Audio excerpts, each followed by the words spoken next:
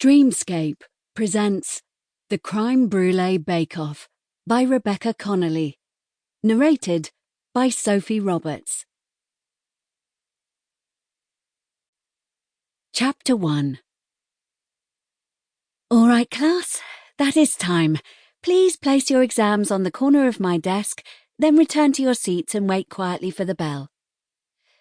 With their usual obedience, Claire Walker's Year 7 students filed up to her desk and did so, turning their exam papers face down without her needing to ask.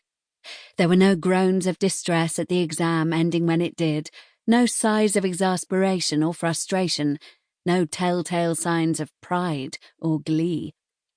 Basically, it appeared that none of her students cared about this exam, one way or the other.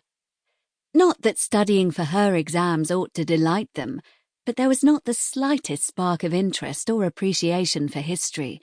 It was just another subject, just another course, just another exam, none of which excited them in any way.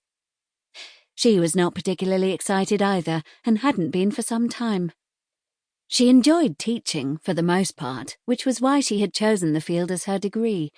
She enjoyed history more, which was why she had added it as a minor to her undergraduate degree.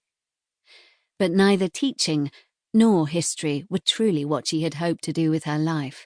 It was simply the most practical course, the more secure path, the more certain way.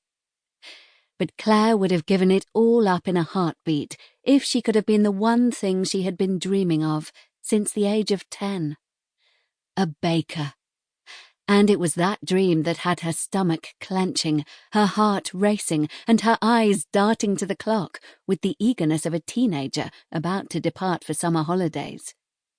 Her watch had buzzed during the exam she was proctoring, alerting her to a notification on her phone.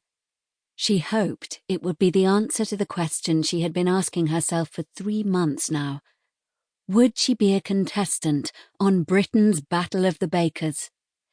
It was the biggest amateur baking competition in the United Kingdom, if not all of Europe, and somehow she had been naive enough to think herself qualified enough to apply. What was even more confusing was, it was working.